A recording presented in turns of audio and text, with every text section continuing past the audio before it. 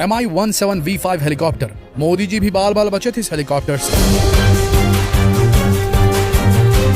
आज के सबसे बड़ी हवाई दुर्घटना के बारे में अब तक तो आपको पता चल गया होगा। देश के वीर, देश के शौर्य को आज हमने खो दिया। बुधवार के दिन बिपिन रावत अपनी पत्नी मधुलिका रावत एवं अन्य लोगों के साथ हेलीकॉप्टर पर सवार होते हैं, लेकिन थोड़ी ही दूर जाने के बाद तमिलनाडु की नीलगिरी पहाड़ियों पर उनका हेलीकॉप्टर क्रैश हो जाता है।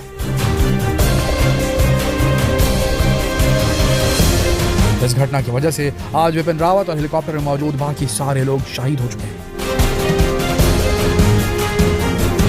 सिर्फ कैप्टन वरुण सिंह अभी वेलिंगटन के मिलिट्री हॉस्पिटल में जिंदगी और मौत के बीच झूल रहे हैं।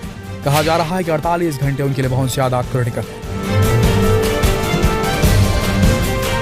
देखिए दोस्तों, बिपिन रावत जिस हेलीकॉप्टर में सवारी कर रहे थे उसे MI-17V5 हेलीकॉप्टर कहा जाता है। इतना ज्यादा भरोसेमंद हेलीकॉप्टर था कि आज के समय 70 देश इस हेलीकॉप्टर का इस्तेमाल कर रहे हैं। लेकिन हैरानी इस बात की है कि ऐसा हेलीकॉप्टर, इतना एडवांस्ड VVIP ट्रांसपोर्ट के लिए इस्तेमाल किया जाने वाला हेलीकॉप्टर आखिर क्रैश कैसे हो गया।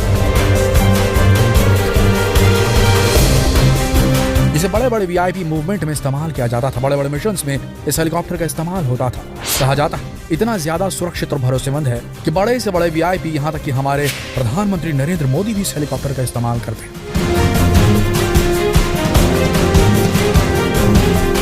आप समझ ही सकते हैं कि ये कितना भरोसेमंद हेलीकॉप्टर है। इंडियन एयरफोर्स ने इस हेलीकॉप्टर पर इतना ज्यादा भरोसा किया है कि प्रधानमंत्री नरेंद्र मोदी भी इस हेलीकॉप्टर में सफर करते हैं।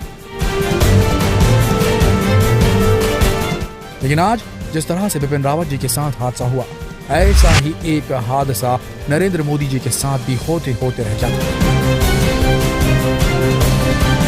हुआ कुछ ऐसा कि जब नरेंद्र मोदी जी को लेकर MI-17V5 हेलीकॉप्टर लैंड होने ही वाला था, तभी लैंडिंग ग्राउंड से हेलीकॉप्टर के पंखे की हवा से एक तिरपाल उड़ा और वो सीधा हेलीकॉप्टर के पंखे से जा टकराया। पंखों से टकराते उस तिरपाल के चीथड़े उड़ गए, लेकिन हेलीकॉप्टर को कुछ नहीं हुआ। थोड़ी देर बाद हेलीकॉप्टर को लैंड करा दिया गया, लेकिन देखा जाए तो एक बहुत बड़ी दुर्घटना हो सकती थी। देखा जाए तो एक ऐसा हादसा था कि जिस वजह से हेलीकॉप्टर की सुरक्षा पर उंगली नहीं उठाई जा सकती। आज भी ये इतना ज्यादा भरोसेमंद हेलीकॉप्टर है कि जब कभी भी बॉर्डर पर किसी सर्जिकल स्ट्राइक जैसी घटना को अंजाम देना होता, तब इस हेलीकॉप्टर की मदद ली जाती है। युद्ध के समय अगर ऊंचे से ऊंचे पर्वत पर चढ़ाई करनी हो, केदारनाथ की ऊंची पहाड़ियों पर अगर कोई मदद पहुंचानी हो, तब भी इसी हेलीकॉप्टर की मदद ली जाती है।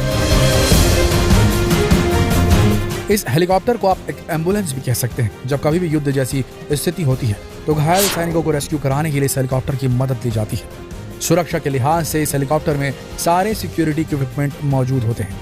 इसे ना ही सिर्फ सैनिकों को रेस्क्यू कराने के लिए इस्तेमाल किया जाता है, बल्कि फायर सपोर्ट, काफिले को एस्कॉर्ट करने में, पेट्रोल और सर्च रेस्क्यू SAR मिशंस में भी इसे तैनात किया जाता है। चाहे कैसी भी घटना हो, प्राकृतिक या मानवीय, ये हेलीकॉप्टर किसी भी परिस्थिति में, कैसे भी हालातों में उड़ने के लिए तैयार किया गया है। आज के समय ये सेना का ऐसा भरोसेमंद साथी है जिसके बगैर सेना की टुकड़ी किसी भी बड़े मिशन को अंजाम नहीं दे सकती। इसकी सबसे बड़ी बात यह है कि इस हेलीकॉप्टर को हर मौसम में उड़ाया जा सकता है। इसमें खराब मौसम, प्रतिकूल वातावरण और दुर्गम इलाकों की चुनौतियों से इसे निपटने की क्षमता प्रोवाइड कराई गई है। अपनी इसी खूबियों की वजह से MI-17V5 को एक सशस्त्र हेलीकॉप्टर की श्रेणी में रखा गया है। साल 2008 रक्षा मंत्रालय ने 80 MI हेलीकॉप्टर्स के लिए रूस के साथ $1.3 अरब का करार किया था। भारतीय एयरफोर्स को MI हेलीकॉप्टर्स की डिलीवरी 2011 में शुरू हुई थी और 2013 में 36 MI सीरीज के हेलीकॉप्टर्स भारत को मिले थे। हालांकि रक्षा मंत्रालय ने 2012-2013 के दौरान 71 MI-17V5 हेलीकॉप्टर्स का ऑर्डर दिया था।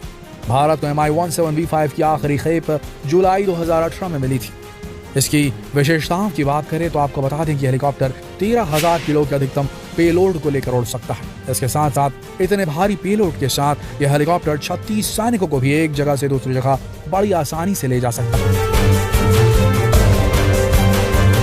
एक बार उड़ान भरने के बाद ये 250 किलोमीटर प्रति घंटे की रफ्तार से उड़ सकता है। इतना ही नहीं, इस हेलीकॉप्टर में 6,000 मीटर तक की ऊंची उड़ान भरने की क्षमता है। एक बार फ्यूलिंग करने के बाद ये 580 किलोमीटर की दूरी तय कर सकता है। और जैसा कि हमने आपको बताया कि इसे बड़ी बड़ी घटनाओं के समय इस्तेमाल किया जाता है, हम आपको बता दें कि इस हेलीकॉप्टर को 26/11 जैसे बड़े हमलों में भी इस्तेमाल किया गया था। उस वक्त इस हेलीकॉप्टर ने अपनी खूबियों का अद्भुत परिचय दिया।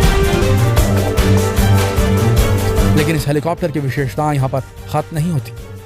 आपको बता दें कि इस हेलीकॉप्टर में advanced missiles, SH rocket, A-23 mini machine gun, picket machine guns और AKM सब मशीन गन्स इंस्टॉल किए जा सकते हैं।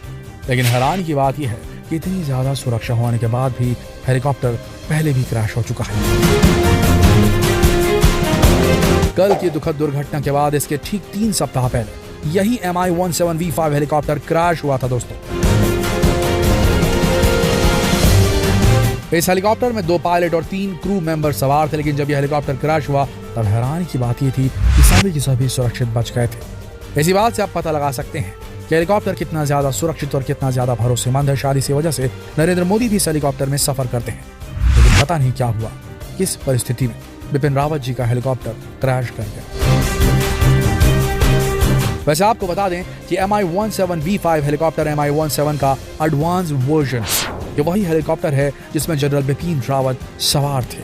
इसी एडवांस वर्जन के हेलीकॉप्टर को आज के समय भारतीय सेना इस्तेमाल करती है। एडवांस वर्जन के Mi-17V5 हेलीकॉप्टर में ट्विन टर्बाइन इंजन दिए गए हैं। इसका इस्तेमाल heavy lift, transportation, VVIP movement और रेस्क्यू मिशन में किया जाता रहा है।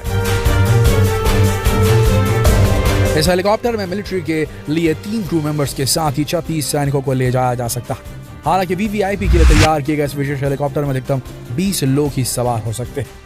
VVIPs के लिए मॉडिफाई किए गए हेलीकॉप्टर्स में टॉयलेट भी होता है।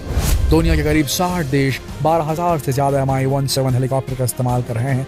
लेकिन बहुत बदनसीबी की भारत रही भारत के लिए, भारत एयरफोर्स के लिए और भारत की तीनों सेनाओं के लिए कि उनका पहला CDS चीफ ऑफ डिफेंस जो थे वो बिपिन रावत जी अब इस दुनिया में नहीं रहे, जिसके पीछे एक बड़ी संदिग्ध स्थिति में उनका हेलीकॉप्टर क्रैश कर गया। आपको क्या लगता है ये कैसे हुआ होगा? क्या वाकई में मौसम इस एडवांस्ड हेलीकॉप्टर के रडार सिस्टम और सब चीज को फेल कर सकता है? क्या सिर्फ कम विजिबिलिटी की वजह से इस हेलीकॉप्टर का क्रैश वाकई में संभव है, या फिर इसके पीछे कोई और विदेशी ताकतों का हाथ रहा होगा? क्या लगता है आपको? क्या इस रहस्य से कभी पर्दा उठ पाएगा? क्या वाकई में ये एक नेचुरल एक्सीडेंट था या फिर इसे प्लान किया गया था? आपके क्या विचार हैं कमेंट सेक्शन में जरूर लिखें और जितना हो सके सवाल देशवासियों से पूछने के लिए इस वीडियो को शेयर करना ना भूलें। कल फिर मिलेंगे एक और रोचक जानकारी के साथ। तब तक के लिए आप सबका इस वीडियो के अंत तक बने रहने के लिए दिल से धन्यवाद।